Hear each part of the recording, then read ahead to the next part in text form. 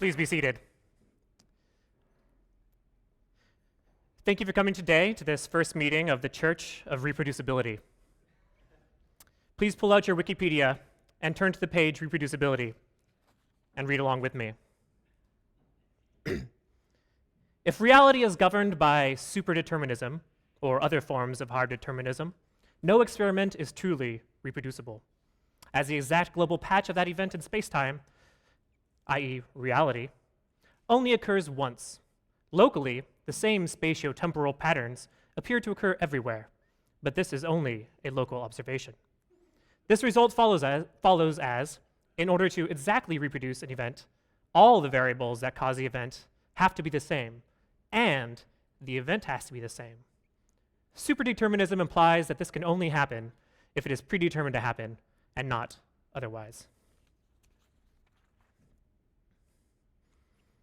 And lo it was that some cryptic-sounding philosophical text was added to this presentation without much bearing on the actual topic being discussed, but does reference the state of reality at any given moment as being a patch, which is pretty cool, and also talks about variables. So basically, it's about programming and systems.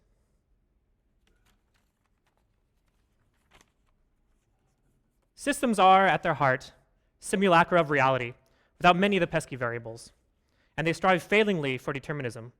Systems are our way of stripping away all the context of the cosmos until only those things that we may control still exist. And then we attempt to set them in motion that they might enact our vision. We fight the halting problem in all its forms and drive our foundations ever lower in hopes that this time, at last, there is no way they will break. Systems are leaky vessels, perfect only in that unreachable country that is the mind, and it is our greatest work to toil endlessly to fill them. To say a system works is only to say that it is working right now, but reproducibility strives to allow every future to be the same as now.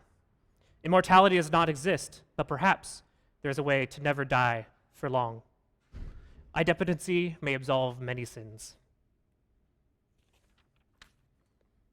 By working towards reproducibility in all of our actions, from the local development environment all the way through the build, testing, and deployment, we begin to fill our lives and the lives around us with truth rather than hope, with foreknowledge rather than hindsight. There is comfort and strength knowing that another who interacts with your system will produce the same reaction. Confidence in seeing that repeatedly. As CTO of the Holy Order of Wercker, I am tasked as a shepherd towards these truths and implore you to join me in seeking them out. Our container-centric automation platform provides ample tooling for developing, building, and deploying your multi-service cloud-native applications. It works both locally via single Go binary and on our platform in the cloud via the same binary. The path to reproducibility that we all must walk is manyfold and is beset on all sides by the tyrannies of entropy, short-term vision, legacy systems, and other people's code. Certainly not your own, nor any member of this congregation's code. But there are paths we must walk nonetheless, for only that which is reproducible can be true. Only that which is reproducible can be stable. We of the church aim for stability of the system within our own lifetime. That is to say, prior to the great stabilization that will be the heat death of the universe. The unknown may never fully be known, but 5 nines is pretty damn good, and 4 nines ain't too shabby. Let your system be filled with nines and grow in their light.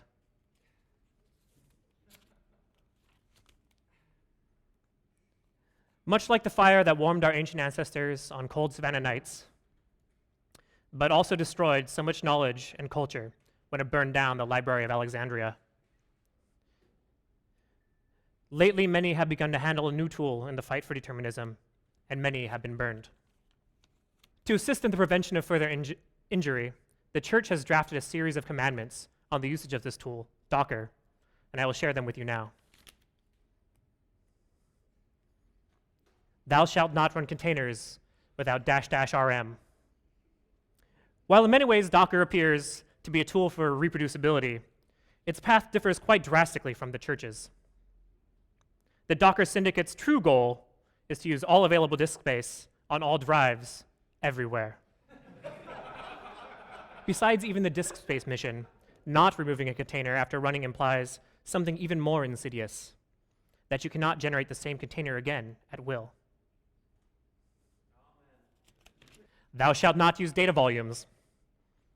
In more recent versions, members of the church have forced the Docker syndicate to include the ability to list created volumes and delete them. Previously, this was not the case, and having your disk fill with unfindable data volumes goes a long way towards the disk suffocation of the world. In current times, however, data volumes will not be automatically cleaned up or garbage collected, and represent an additional out-of-sight system to manage. There exist a variety of alternative volume backends that may alleviate much of the pain, and simply using host mounts will keep your data in a predictable location. Thou shalt not push twice to the same tag. Docker tags are an abomination to reproducibility. They are designed with no implicit responsibility towards immutability, and as such go directly against the tenets of this church. Unfortunately, tags are deeply ingrained in the psyche of Docker, so to be a truthful citizen, one must work around them. Your containers are releases, not streams. Let your systems get what they ask for. Use version numbers or branch commit pairs. Thou shalt not pull from a tag somebody else pushed to twice.